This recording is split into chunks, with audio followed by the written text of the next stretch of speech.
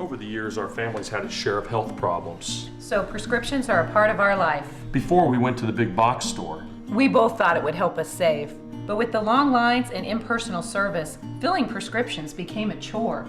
That's when a friend recommended D&H. Now Tristan knows our prescriptions. Brenda always helps us find the right vitamins. And after Dad's fall, Monica's been a real expert with all our home medical needs. All without the lines. Trust and service. That's our D&H.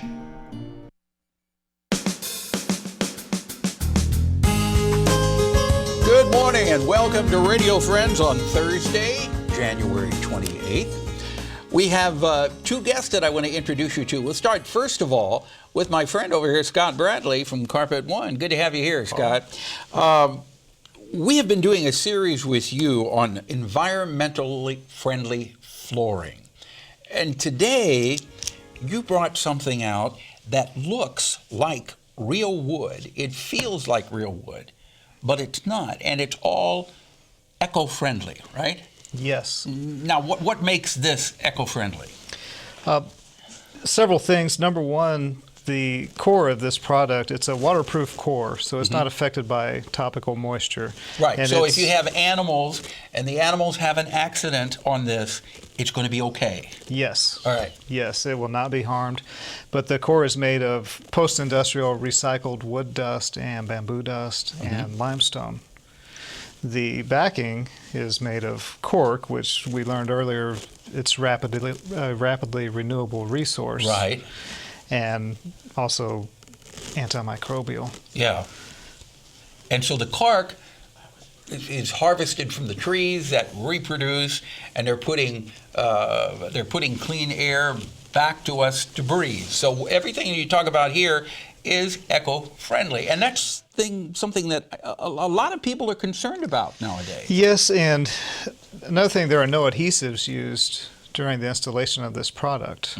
So it is basically locked to itself, and it lays flat. It's an inert floor, Right, isn't that so it called does a not free move. free floating floor? Yes, Yeah. yes. It's not anchored to your home in any way. No. So it just floats there, and when you walk on it, it feels very comfortable. Even though it looks like hardwood and it feels like hardwood, when you walk on it, there's a certain amount of give because of that cork, right? Yeah, the cork is a thermal break between, say, if you're on a concrete slab, that kind of breaks that cold and makes it warmer to walk on. Yeah.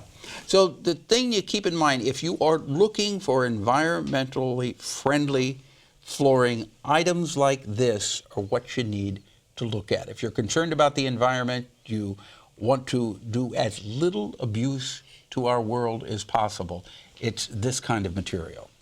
Absolutely. And there's ways to find out about how these products are sourced, what they're made of. All of that is published information, and you can request that from whatever flooring dealer you're purchasing from. Yeah. They have that information. So what if somebody's interested in this, what are they specifically looking at? What's the name of this?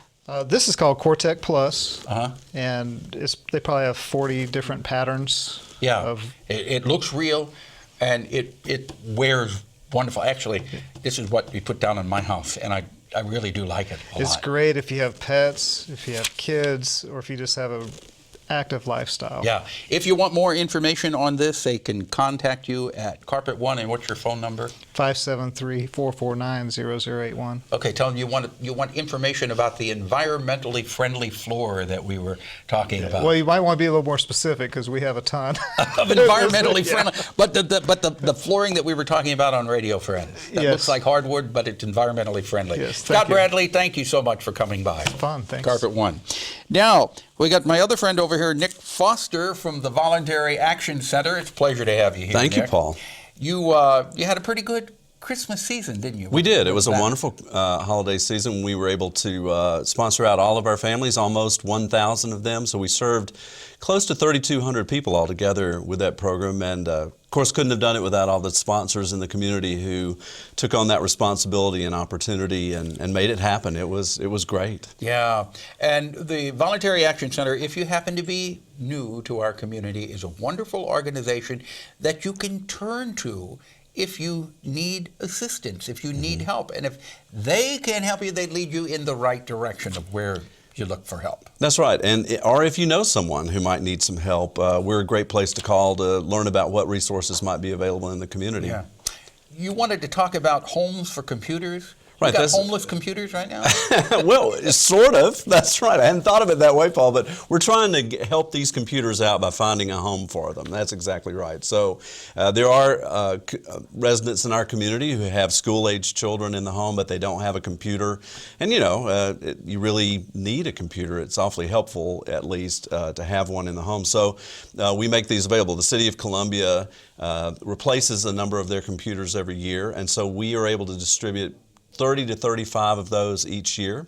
They go to, as I said, households who have school-aged children who are in Columbia, who live in the city limits. So how do people, do they have to sign up and request a computer? They do. They have to register with us, so come to our office, fill out a form, and that will and talk to one of our social services specialists, and then there'll be a drawing. And if, especially if we have more people that are registering than we have computers to offer. Yeah. Is there a deadline for registration? Right. Yes, we're doing that through February the 12th, and then we'll distribute the computers on the 20th. So you'd need to come into our office by February 12th. Okay. So anytime between now and February 12th, you can sign up to be eligible to receive a free computer. Now, you say the City of Columbia donating the computers. Right. If people listening or watching us have a computer that they are not going to need any longer, can they donate it? No, unfortunately, no, just because we just don't have the capacity to handle that. With the computers that we have from the city, they pretty well work to clean them off in conjunction with the Career Center. There's a group of folks down at the Career Center who are working on computer maintenance, and so they clean off the hard drive. They put on some new software that's usable and for the computer, and then we distribute it from the Optimist Club. So we pretty much limit it to this. I wish we were able to have an ongoing kind of thing where we could pass computers on, but there are things about getting them ready that we're just not capable of doing in an ongoing fashion. That's understandable. Yeah. But if people want more information on any of this or any of the other programs that you take care of, Voluntary Action Center, what can they do? Give us a call, 874-2273, or go to our website, vacmo.org, vacmo.org. And while we're on that, look in the menu and click on Documents and Publications. Right at the very top of that list is our information and referral sheet. So if you're just looking for information about a lot of different organizations, it's listed by category, and that's very helpful to a lot of other agencies in town, and we just wanted to make it available to anyone who might have an interest in getting that. Okay. You can download it as a PDF, print it, whatever you like. That's Voluntary Action Center. That's it. Thank you very much. Thanks, Paul. Appreciate it. We're almost out of time for today. Tomorrow, David Newman, Dr. David Newman will be our guest from Roseheart Hypnotherapy Success Centers. Our program directed by Travis McMillan of the Reynolds Journalism Institute. Audio is Pat Akers from KBIA. Our floor director is Kevin Casson, and our assistant producer and guest coordinator, Uncle James Mauser. Have yourself a nice morning. We'll see you tomorrow.